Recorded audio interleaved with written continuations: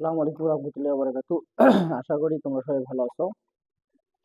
আজকে আমরা তরঙ্গ শব্দ লেকচার 3 তে অধ্যায় সপ্তমের ফিজিক্সের, ঠিক আছে, তরঙ্গ নিয়ে আলোচনা করব।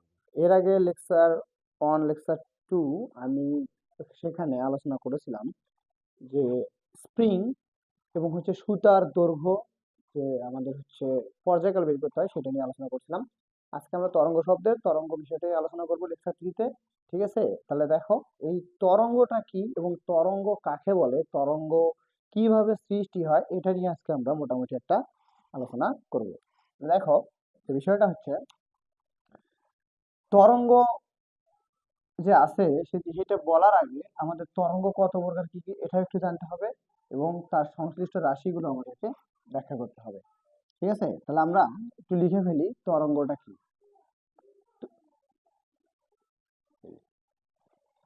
মানে যে পর্যায়বৃত্ত আন্দোলনে, আমি লিখে ফেলি, লিখে তোমাদেরকে চিত্রের মাধ্যমে বুঝিয়েছি। ঠিক আছে, মানে যে পর্যায়বৃত্ত আন্দোলনে কণাসমূহ এক স্থান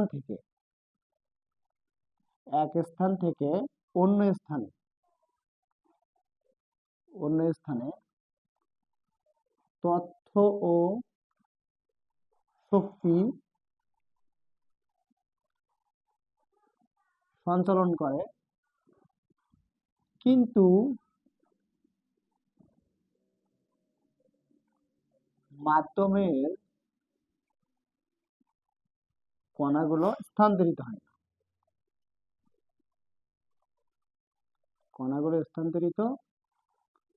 হয় না। তাকে তরঙ্গ বলে। ঠিক আছে, তরঙ্গর চিত্রটা একটু দেখতে হবে তোমাদের। সেটা হইলো, আমরা যদি তরঙ্গের চিত্র দেখতে চাই তাহলে এখানে আমরা যেটা দেখতে পাচ্ছি, এইখানে এই ছোট্ট করে যদি একটু ব্যাখ্যা করি, বাঁকা হলো,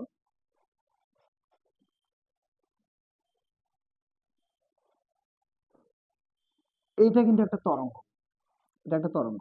মানে এখানে দেখো, একটা সুতার সাথে যদি আমি ছোট ছোট পুঁতি লাগায় দেই, এই পুঁতিগুলা যদি একটাকে তুমি এরকম করে ঠোকা দাও তাহলে কি হবে, একটা একটার সাথে ধাক্কা খাবে, খায়া কি হবে, একটা শব্দ উৎপন্ন করবে।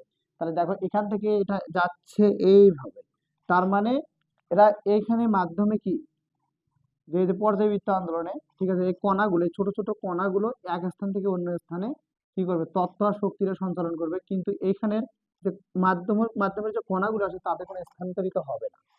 এটা হচ্ছে আমাদের তরঙ্গ। তরঙ্গ দুই প্রকার। তরঙ্গ কত প্রকার? দুই প্রকার। তাহলে আমরা জানি যে তরঙ্গ কত প্রকার। তরঙ্গ দুই প্রকার। ঠিক আছে, আর দুই প্রকার কি কি? এক নাম্বার হইল যান্ত্রিক তরঙ্গ। এক নাম্বার হইল যান্ত্রিক তরঙ্গ। দুই নাম্বার হলো তাড়িৎ চুম্বক তরঙ্গ বা তড়িৎ চুম্বক তরঙ্গ। তড়িৎ চুম্বক তরঙ্গ, একটা হচ্ছে যান্ত্রিক তরঙ্গ, একটা হচ্ছে তড়িৎ চুম্বক তরঙ্গ। এখন যান্ত্রিক তরঙ্গ কাকে বলে আর তড়িৎ চুম্বক তরঙ্গ কাকে বলে? যান্ত্রিক তরঙ্গ হচ্ছে যেটা প্রকৃতপক্ষে আমাদের প্রকৃতিতে হয়। যেমন আমরা জানি যে পানির একটা ঢেউ আছে, সে পানির ঢেউ কিন্তু একটা যান্ত্রিক তরঙ্গের মধ্যে পড়ে। এটার জন্য কিন্তু একটা মাধ্যমের প্রয়োজন হচ্ছে, কারণ পানি একটা মাধ্যম। আবার একটা দড়িকে যদি এরকম করে মারা যায় তাহলে দড়িটা কিন্তু এইভাবে এইভাবে উঠে যাবে। ঠিক আছে, তাহলে এটাও কিন্তু কি হবে, একটা যান্ত্রিক তরঙ্গ হবে। ধান খেতে যখন বাতাসের ঢেউ ধান ক্ষেত্রে তখন এইভাবে এইভাবে মানে এইভাবে এইভাবে, ঠিক আছে, এটাও কিন্তু একটা যান্ত্রিক তরঙ্গ হবে। এটার জন্য মাধ্যমের প্রয়োজন হয়। আর তড়িৎ চুম্বক তরঙ্গের জন্য কোনো মাধ্যমের প্রয়োজন হয় না। কেন প্রয়োজন হয় না একটু যদি তোমাদেরকে বলতে চাই, সেটা হইলো যেমন রেডিওর যে তরঙ্গটা, রেডিও বেতার কেন্দ্রের যে তরঙ্গটা, ঠিক আছে, সেটা কিন্তু তড়িৎ চুম্বক তরঙ্গ। মনে রাখতে হবে, বিদ্যুৎ আকাশে চমকাচ্ছে, এটা যে আস্তে আস্তে, এটা কিন্তু একটা তড়িৎ চুম্বক তরঙ্গ। এক্স রে রশ্মি, এটা কিন্তু একটা তড়িৎ চুম্বক তরঙ্গ। তাহলে আমরা বলতে পারি যে যান্ত্রিক তরঙ্গ কাকে বলে, মানে যে তরঙ্গ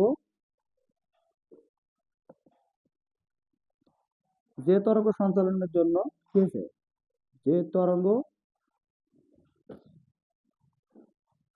সঞ্চালনের জন্য মাধ্যমের প্রয়োজন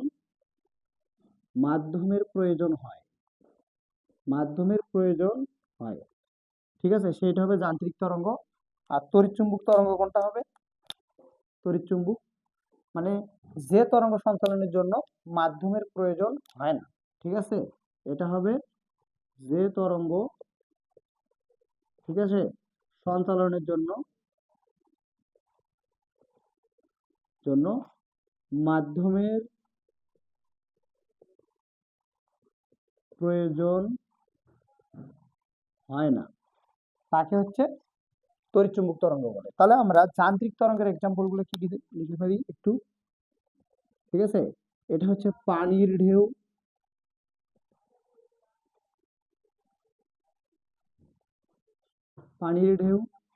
তাহলে পানির ঢেউ একটা কি যান্ত্রিক তরঙ্গ, ঠিক আছে। তারপর হচ্ছে ধান খেতে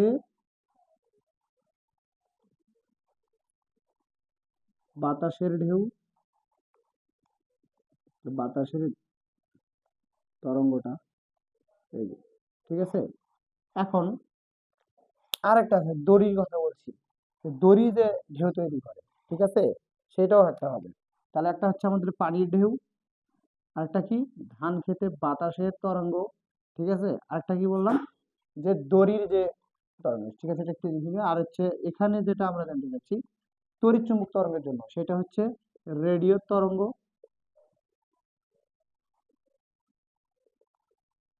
ঠিক আছে, এক্স রে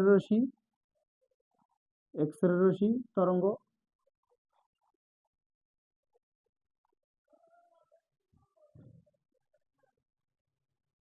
ঠিক আছে। তাহলে রেডিও তরঙ্গ, এক্স রে রশ্মি তরঙ্গ, এগুলো হচ্ছে একটা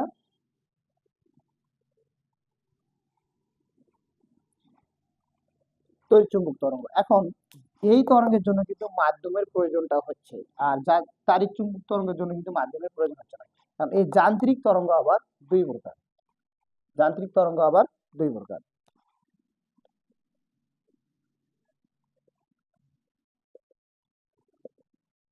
যান্ত্রিক তরঙ্গ দুই প্রকার, কি কি, এক নাম্বার যেটা সেইটা হলো আমাদের অনুপ্রস্থ তরঙ্গ, আর দুই নাম্বার যেটা সেটা হলো আমাদের অনুদৈর্ঘ্য তরঙ্গ, অনুদৈর্ঘ্য তরঙ্গ। এখন এই অনুপ্রস্থ তরঙ্গ আর এই অনুদৈর্ঘ্য তরঙ্গটা এই অধ্যায়ের জন্য সবথেকে বেশি ইম্পর্টেন্ট। অনুপ্রস্থ তরঙ্গটা কাকে বলে এটা এখন আমরা একটু দেখব।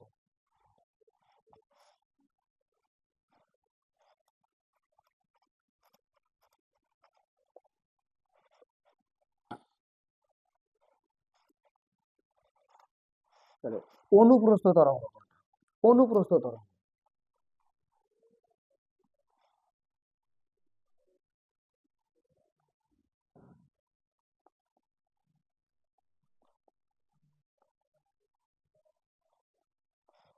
অনুপ্রস্থ তরঙ্গ হচ্ছে, দেখো চিত্রের মাধ্যমে যদি তোমাদেরকে এটা আমি বোঝাইতে চাই, তাহলে এইখানে আমি একটা যে তরঙ্গ নিচ্ছি, এই যে বড় করে নিলাম, এই এইখানে যেটা দেখতে পাচ্ছ,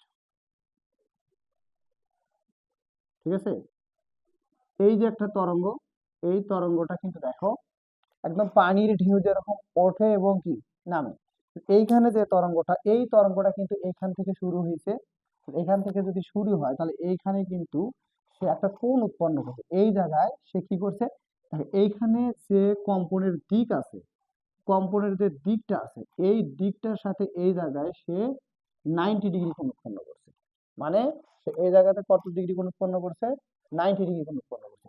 তাহলে এটা যদি একটা কম্পনের দিক হয়, এটা হলো কি এইদিকে যেটা, সেটা হলো কম্পনের দিক, সে কম্পনের দিকের সাথে কত ডিগ্রি কোণ উৎপন্ন করছে, কম্পনের দিক এইখানে কত ডিগ্রি কোণ উৎপন্ন করছে, 90 ডিগ্রি। তাহলে যে তরঙ্গ কম্পনের দিকের সাথে 90 ডিগ্রি বা সমকোণে অগ্রসর হয়, তাহলে এই জায়গায় যেটা দেখতে পাচ্ছি এটা কত কোণ, এটা হচ্ছে সমকোণ। তাহলে আমরা বলতে পারি যে যে তরঙ্গ কম্পনের দিকের সাথে কি সমকোণে অগ্রসর হয় তাকে আমরা কি বলবো, অনুপ্রস্থ তরঙ্গ। তাহলে এই চিত্রটা কিন্তু কি হবে, এই চিত্রটা হচ্ছে অনুপ্রস্থ তরঙ্গের, অনুপ্রস্থ তরঙ্গ। মানে তোমাকে কিন্তু চিত্র দেখে চিনতে হবে যে আসলে এটা কি তরঙ্গ, এটা কিন্তু একটা অনুপ্রস্থ তরঙ্গ। এখানে কত ডিগ্রি কোণ উৎপন্ন করছে, তাহলে এই অনুপ্রস্থ তরঙ্গ কম্পনের দিকের সাথে 90 ডিগ্রি কোণ উৎপন্ন করে বা কিসে যায়, সমকোণে যায়, সমকোণে। তাহলে আমরা বলতে পারি অনুপ্রস্থ তরঙ্গ কাকে বলে, মানে যে তরঙ্গ কম্পনের দিকের সাথে 90 ডিগ্রি বা সমকোণে অগ্রসর হয় তাকে বলা হয় অনুপ্রস্থ তরঙ্গ। এখন এক্সাম্পলে যদি অনুপ্রস্থ তরঙ্গের কথা বলতে চাই, তাহলে এক্সাম্পলে আমাদের যেটা এমসিকিউ এর জন্য বেস্ট, ঠিক আছে, এটা একটু নোট করো। ঠিক আছে, 1 নাম্বার হচ্ছে বাতাসের যে ঢেউ তৈরি করে। আচ্ছা, বাতাসে ঢেউ তৈরি করে, মানে বাতাসে ঢেউ তৈরি করে। 2 নাম্বারে যেটা হবে বাতাসে কোথায় ঢেউ তৈরি করবে, এটা কিন্তু ওই যে আমি বললাম যে ধান খেতে যখন কি, আচ্ছা এক কথায় ধান খেতে বাতাসের ঢেউ, এটা সুন্দর হবে। তাহলে ধান খেতে, ধান খেতে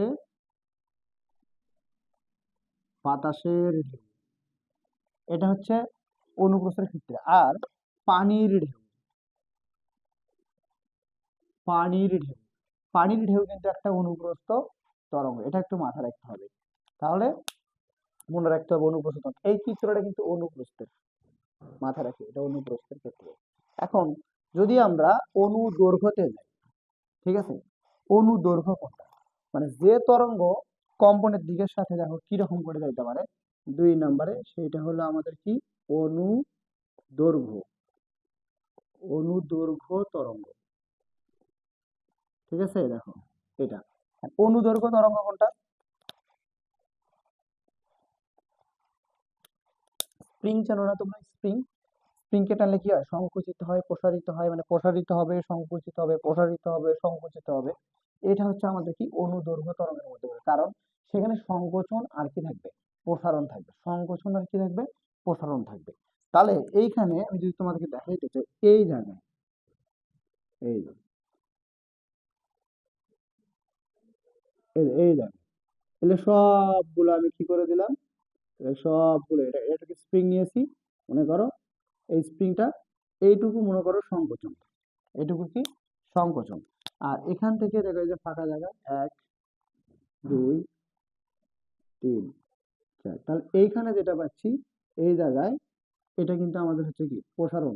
তাহলে সংকোচন প্রসারণ, তাহলে এইখানে যেটা দেখতে পাচ্ছ যে আমাদের দুইটা জিনিস একটু আরেকটু বাড়ায় দিই, এই ব্লাড গুলা এখানে, তো এইখানে যেটা পাচ্ছি এইটুকু,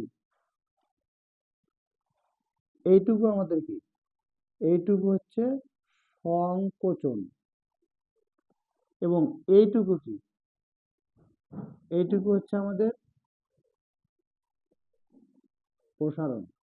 তাহলে সংকোচন আর প্রসারণ মিলেই কিন্তু তৈরি করে কি অনুদৈর্ঘ্য তরঙ্গ। এবং এখানে যেটা কম্পনের দিক, এটা হচ্ছে একটা কম্পনের দিক, এটা হলো কম্পনের দিক। তাহলে সে কম্পনের দিকের সাথে দেখো তো এখানে কোনো কোণ আছে, এখানে কিন্তু কোনো কোণ নাই, সে কম্পনের দিকের সাথে কিভাবে যাচ্ছে, এক কথায় সমান্তরালে, সে দিকের সাথে সমান্তরালে অগ্রসর হয়, এই যে সমান্তরালে অগ্রসর হচ্ছে। তাহলে সেইটা হবে আমাদের কি অনুদৈর্ঘ্য। তোমরা কিন্তু এই চিত্রটা কিন্তু তোমরা দেখো, এখানে যে চিত্রটা, এই চিত্রটা কিন্তু অনুদৈর্ঘ্য, অনুদৈর্ঘ্য তরঙ্গ। আর অনুদৈর্ঘ্য তরঙ্গ কম্পনের দিকের সাথে 0 ডিগ্রি কোণ উৎপন্ন করে চলে। কত ডিগ্রি কোণ, 0 ডিগ্রি। তাহলে এটা কম্পনের দিকের সাথে কত ডিগ্রি কোণ উৎপন্ন করবে, 0 ডিগ্রি কোণ উৎপন্ন করবে। আর এটা কত ডিগ্রি করছিল, 90 ডিগ্রি। তাহলে এটা 0 ডিগ্রি কোণ উৎপন্ন করেছিল, মানে এটা কিসে যাবে, এটা যাবে সমান্তরালে, সমান্তরালে।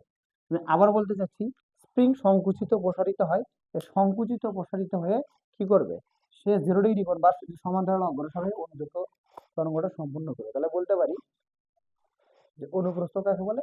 এক কথায় যে তরঙ্গ কম্পনের দিকের সাথে, মানে যে কম্পনের দিকের সাথে 90 ডিগ্রি কোণ উৎপন্ন করে চলে সেটা হবে অনুপ্রস্থ তরঙ্গ। আর অনুদৈর্ঘ্য তরঙ্গ হবে যে তরঙ্গ কম্পনের দিকের সাথে সমান্তরালে অগ্রসর হয় বা 0 ডিগ্রি কোণ উৎপন্ন করে অগ্রসর হয় সেটা হবে অনুদৈর্ঘ্য তরঙ্গ। তাহলে এটার এক্সাম্পল আমরা কি পাচ্ছি? এক্সাম্পলে পাচ্ছি আমরা স্প্রিং, স্প্রিং এর তরঙ্গ, ঠিক আছে? স্প্রিং এর তরঙ্গ কি? একটা অনুদৈর্ঘ্য তরঙ্গ। এগুলো হচ্ছে আমাদের অনুপ্রস্থ এবং অনুদৈর্ঘ্য তরঙ্গের ব্যাখ্যা। এখন যদি আমরা এই অনুপ্রস্থ আর অনুদৈর্ঘ্য তরঙ্গের ক্ষেত্রে বলতে চাই বা তরঙ্গের যে বৈশিষ্ট্যগুলো আছে এগুলো যদি আমরা জানতে চাই, এক কথায় তরঙ্গের বৈশিষ্ট্য, তরঙ্গের বৈশিষ্ট্য,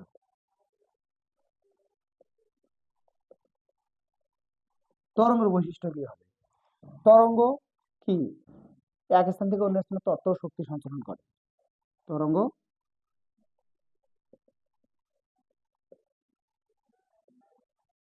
এক স্থান থেকে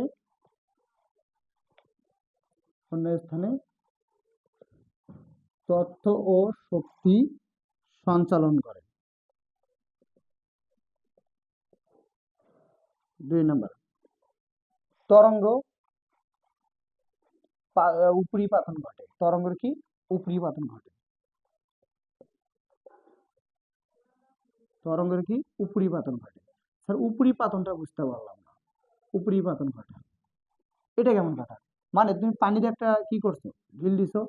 পানিতে একটা ঢিল দেওয়ার কারণে সেখানে একটা ঢেউ তৈরি হয়েছে, সেখানে আরেকটা ঢেউ যদি তুমি ফেলো তাহলে সেই ঢেউটা অন্য ঢেউয়ের উপর দিয়ে কিন্তু চলার চেষ্টা করে।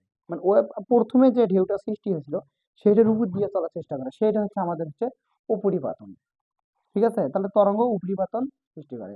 আবার তরঙ্গের বৈশিষ্ট্য আরো আছে, আমরা ইচ্ছে করলে সেগুলো লিখতে পারবো, কিন্তু আমাদের দরকার মিনিমাম কয়টা। সব থেকে ভেরি ভেরি ইম্পর্টেন্ট যে অনুপ্রস্থ অনুদৈর্ঘ্য তরঙ্গের মধ্যে যে পার্থক্যটা, এই পার্থক্যটা তোমাদেরকে ভালো করে জানতে হবে। এটা খুব আসে যে অনুপ্রস্থ ও অনুদৈর্ঘ্য তরঙ্গের মধ্যে দুটি পার্থক্য থাকে। তখন তোমরা কি করবা? পার্থক্য লিখতে গেলে যে যদি আমরা বলি যে অনুদৈর্ঘ্য আর অনুপ্রস্থের মধ্যে আমরা কি করবো? পার্থক্য করবো, তাহলে তোমাদেরকে এরকম একটা সব করতে হবে। ঠিক আছে? তাহলে এটা হচ্ছে অনুপ্রস্থ আর এটা কি? অনুদৈর্ঘ্য। এক নম্বরে তোমাকে যদি লিখতে হবে সেটা হলো সংজ্ঞা। ঠিক আছে? মানে অনুপ্রস্থ তরঙ্গ কাকে বলে। আর 2 নম্বরে লিখতে হবে এটাও সংজ্ঞা, মানে বোঝাচ্ছে যে তোমার হচ্ছে অনুদৈর্ঘ্য তরঙ্গ কাকে বলে। এখন 2 নম্বরে যেটা লিখবা যে অনুপ্রস্থ তরঙ্গ 90 ডিগ্রি কোণ উৎপন্ন করে। আর এটা কত ডিগ্রি কোণ উৎপন্ন করে? 90 ডিগ্রি। আর এটার ক্ষেত্রে যেটা আমরা দেখতে পাচ্ছি যে অনুদৈর্ঘ্য তরঙ্গ কত ডিগ্রি কোণ উৎপন্ন করে? 0 ডিগ্রি কোণ উৎপন্ন করে। 3 নম্বরের উদাহরণে তোমরা আরো দিতে পারো, সেটা কি বলতো? যে অনুপ্রস্থ তরঙ্গ কি হইতে পারে? এই যে ধান খেতে বাতাসের ঢেউ পানির ঢেউয়ের এক্সাম্পল দিতে পারো। এটার ক্ষেত্রে 3 নম্বরে তোমরা কি দিতে পারো? দেখি, স্প্রিং এর তরঙ্গ যেটা সেটা একটা কি? অনুদৈর্ঘ্য তরঙ্গ, এটা লিখে দিতে পারো। এটা কিন্তু খুবই ইম্পর্টেন্ট। তো লেকচার 3-তে আমি তোমাদের হচ্ছে তরঙ্গ সম্বন্ধে আলোচনা করলাম। লেকচার 4-এ যেটা আলোচনা করবো এই তরঙ্গ সংশ্লিষ্ট যে রাশিগুলো আছে সেই রাশিগুলো নিয়ে আলোচনা করবো। ওকে, আসসালামু আলাইকুম রহমতুল্লাহি ওয়া বারাকাতুহু।